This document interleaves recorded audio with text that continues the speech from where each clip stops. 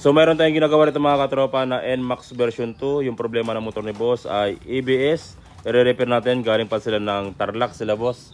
Boss, galing pa sila ng Tarlac lumayo sa atin para ipa-repair yung kanyang ABS. Ito mga katropa, hindi pa natin ito binubuksan. Sariwa pa.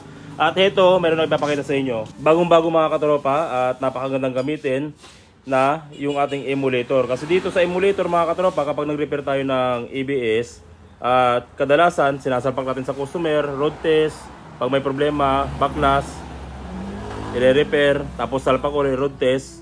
Minsan pag nag-road test kayo is okay na, ano tawag doon? Yung fluid.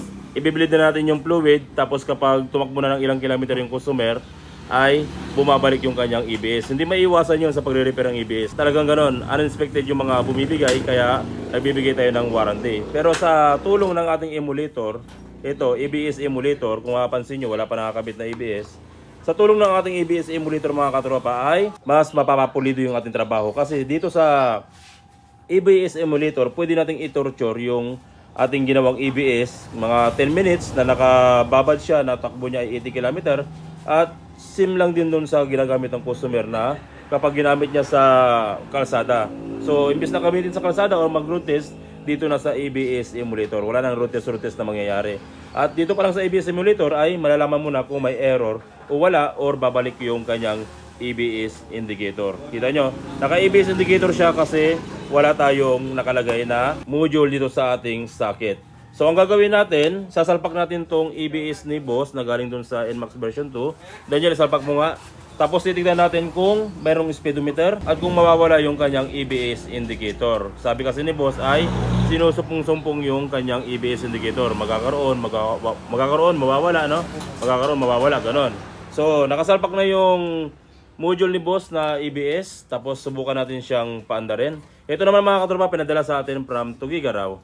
At nagawa na natin to. Subukan natin isalpak to sa ating emulator bago natin ipadala. So nakasalpak na yung ating i-repair. Tapos subukan natin siyang tignan sa ating ABS emulator. I-on natin. Naka-on yung kanyang ABS dahil hindi pa umaandar yung ating sensor. Pero once na pinihit natin to at umandar na yung ating sensor ay magkakaroon siya ng speedometer. At kung mapapansin nyo, nawala yung kanyang ABS. Pero sabi nga ni boss, nagkakaroon at nawawala yung kanyang ABS. Pabalik-balik siya.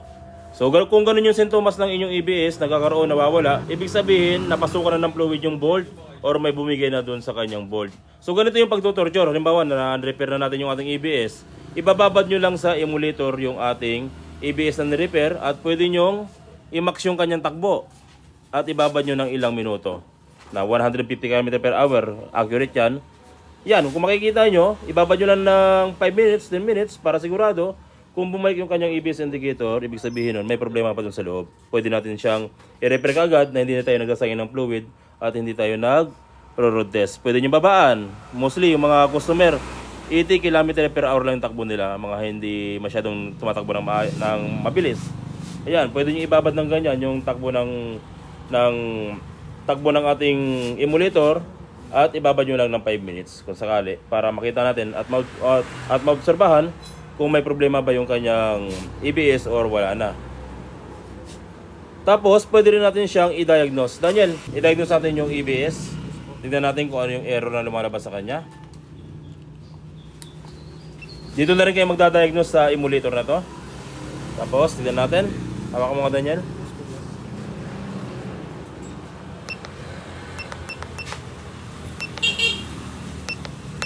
ABS. Siyempre pumunta tayo sa red fault code tayo kung ano yung history niya or current niya. No trouble code. Sa history niya ay open circuit, detected from rear, did not receive rear sensor, at the front wheel sensor signal was not received. So pag ganyan mga katropa, yung problema ng ating ABS, before natin siya i-repair, siyempre, check mo natin yung mga sensor Daniel. Kasi yung sinasabi nung ating diagnose, mga sensor lang. Baka may malfunction sensor. Ang gagawin natin Daniel sa sensor mo is check ng resistant ng sensor kung nasa standard pa resistant niya. Tapos yung mga plate. Tapos linis tayo. Pero kailangan na rin natin buksan to mga katropa kasi minsan nababasa ng fluid to para maagapan na rin natin yung bolt niya at hindi masira. So ito na yung ABS bolt ni boss mga katropa. Kung mapapansin nyo, basa. Kaya pala siya nagkakaroon ng indicator at pabalik-balik yung kanyang indicator kasi basa na yung kanyang bolt. Lubog na sa brake fluid. Yan yung mostly na nasisira sa ating ABS. Kaya kung mayroong problema ang inyong ABS, nag-always indicator, pabalik-balik yung kanyang on, kailangan nyo na ipacheck kasi nababasa siya sa fluid. So sa mga balak bumili mga katropa ng ganitong klaseng emulator, saan ba makakabili nito? 2 tao yung mabibili natin ng ganitong klaseng emulator at malaking bagay sa pagre-repair natin ng ABS or sa ating shop. Unang-una, pwede nyo bilhan si Christian Salazar Dacumos. Taga La Union siya.